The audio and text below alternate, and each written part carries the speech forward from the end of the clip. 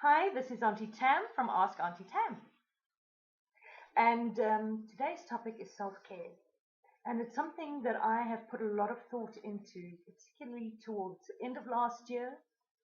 Um, I think I was feeling really tired, really drained. I was working a lot, which is good. But at the same time, when we're giving out a lot of energy, especially if we are experiencing mental health issues, it's really important to look after ourselves and to take care of our mental wellness. And how do we do that? Because we hear the words self care all over the place, self care, self care. What does that mean? I think it means something a little bit different to everybody. And I think it means more than just taking a bubble bath with candlelight. It means something more than just having a manicure or whatever for yourself. I think self care, part of self care, is also saying no to the things you don't want to do and to the people that you don't want to interact with. It's setting boundaries and sticking to those boundaries and reinforcing those boundaries.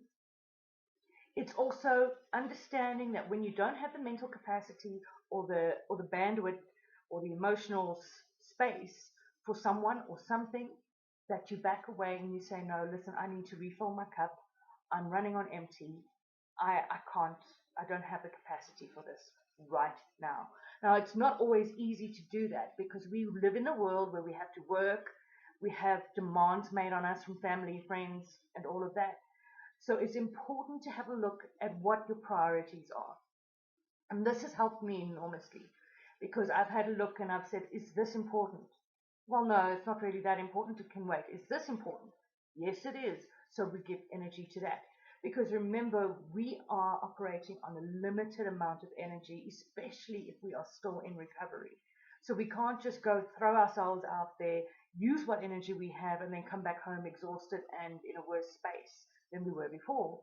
So it's important to maintain what you feel is, or what you want to call, your emotional bandwidth or your emotional energy, whatever you want to call it, because people do take advantage of of other people. Can you do this for me? Can you do that for me? Can you do this for me? And the demands can get quite heavy. So it's so important to just make some time for yourself. What do I do for self care? Well, this is something that is part of my journey because I'm not pretty particular, and I'll be perfectly honest, I'm not particularly good at self care. At one point, I was in 2022, I did not look after my health, mental or physical, and I ended up in hospital for 3 days with nephritis, which is a really bad kidney infection.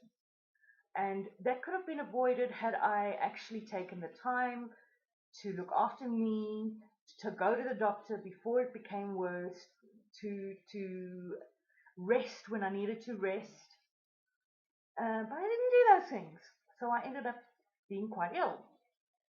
And you asked me why I didn't notice that I was having a kidney infection because actually I didn't experience the normal symptoms of a UTI. That's too much information, but anyway. So it just came out of nowhere, and I ended up being very very ill, and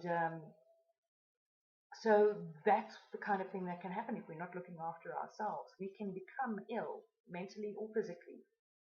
And what I do to help fill my cup or to help increase my mental bandwidth, you could say, is that I have decided to reinforce my boundaries. So I will say no to things I don't want to do or can't do or don't have the capacity to do.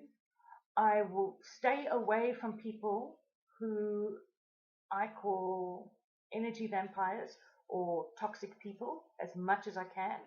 This is not always possible because we're out in the world and there's all kinds of people in the world, so you can't always avoid toxic people, but I do my best to avoid toxic people. I've also learned that part of self care is speaking my mind. I think for a lot of people, and especially, I mean, I know for myself, um, I don't really normally express how I'm feeling about something. I will let it fester and fester and fester, and I would get more upset and frustrated inside myself instead of actually saying, look, this is going on and it's wrong or whatever. So I've learned that part of self-care is expressing myself, speaking about what I'm feeling, owning my voice. This is not easy. It's part of a process. I think maybe we should do a video on finding your voice. Here's an idea. And what I also find helpful is obviously the physical stuff. I took a mental health day and I just sat on the couch and listened to jazz and Frank Sinatra. So self-care is basically everything that is going to feed your soul, or if you prefer, feed your mental capacity. So even for me, even going for a haircut is self-care, and I feel fantastic when I come out of the barbershop. It doesn't even have to cost you money. You can curl up with a book. You can journal. You can have a look at reinforcing your boundaries, saying no to people, voicing your opinion, saying what you feel, instead of keeping it in and letting it fester and become like a great big abscess on you emotionally. And avoid the people who are hurtful and the situations that are hurtful. I have had to learn that there are certain people that I have had to cut out of my life completely. And there's nothing wrong with that because you're looking after you. So many times we spend a lot of time and energy looking after others and we let ourselves come last. I'm asking you to change that. I'm asking you to put that first.